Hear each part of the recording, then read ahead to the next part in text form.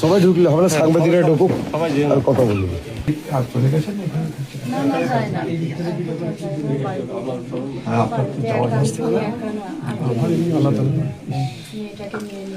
মাথা ঠিক থাকে না, মনে হয় বাঁচবই না, বেঁচেই থাকবো না। কেননা আসামিগুলো এখনো ধরতেই পারছে না, ধরাই হচ্ছে না। এটা আমার একবার প্রধান কারণ যে ধরছে না। আবার একটা আমি পিপি চেঞ্জ করার জন্য বলেছি, সরকারি পিপি চেঞ্জ করার জন্য বলেছি, করছে না, করবে না, করবে কি না জানে না, এখনো করছে না। আমি সেই আপনার তো বড় লয়ার,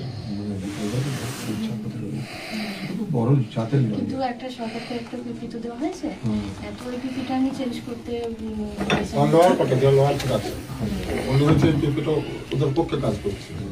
অক্টোবরে সব 24 তারিখে আমি ইয়ে করেছি, এখন পর্যন্ত কোনো আসেনি, এখনো মাথায়। ওই জন্য তো আমার সরকার ভেবে আমি একটা গ্রামের মানুষ, আমার একমাত্র মেয়ে যে চলে গেছে, তার জন্য কি আমি ন্যায্য বিচারটুকু পাবো না বলুন? এতটুকু তো আমি আশা করতেই পারি, বিচারটুকু আশা করতেই পারি।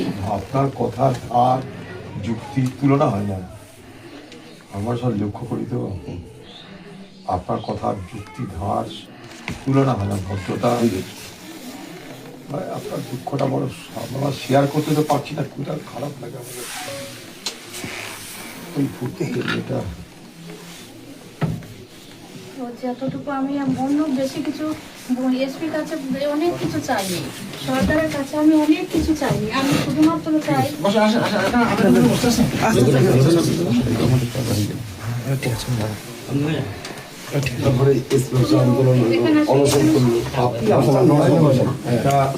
মেয়ের জন্য কি লড়াই করতে পারে একটা মা, সেটা তো আপনি নির্বিচার নেব।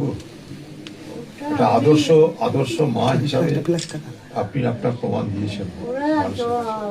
ওরা ভাবছে যে আজ এই করে নাই করে হয়তো পিছিয়ে যাবে, কিন্তু আমি তো পিছাবো না। আমি তামান্নার বিচার আদায় করেই চাইবো। আমার তামান্নাকে আমার কোলে থেকে কেড়ে নিয়েছে, আমি বলেছিলাম যে আমার হাতে থাকে, অ্যাকচুয়ালি তখন কিন্তু হাতে থাকা মানে সব সময় কাছে কাছে থাকে। সেই মুহূর্তে হয়তো কেউ প্রশ্ন করতেই পারে যে হাতে যদি থাকলো তাহলে কেন তোমার কিছু হলো না।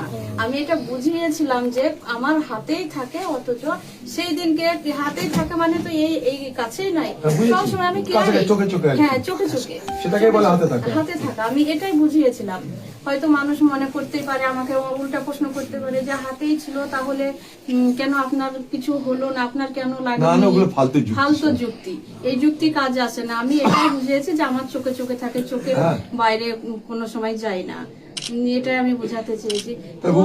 আপনার যে মানে এই লড়াই, মানে সংগ্রাম, লড়াই, আন্দোলন যাই বলুন, এই বৃথা যেতে পারে না। না, আপনাদেরকে থাকতে হবে। আমার অনমনীয় মনোভাব আপনার ভাবা যায় না। আপনারা সবাই থাকবেন পাশে। অবশ্যই আছি, 100-তে 200 আছি। আপনার জন্য দুঃখ হয়, কষ্ট হয়, ভাবনা হয় বলে দেখুন, আমি খোঁজ নিই কাসিমের কাছে, কেমন আছেন আপনারা।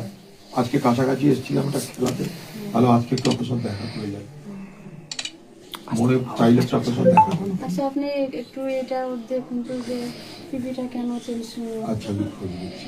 খোঁজ নিয়ে বিকাশদার আছে তো আপনাদের এখন? হ্যাঁ, আমি খোঁজ নিচ্ছি। বিকাশদার কথা আমার সঙ্গে কথা বলবেন, চাচার সঙ্গে। ঠিক আছে, কথা তো ওই টিভি চেঞ্জ না করলে কালকে ডেট আছে আবার। আর আমার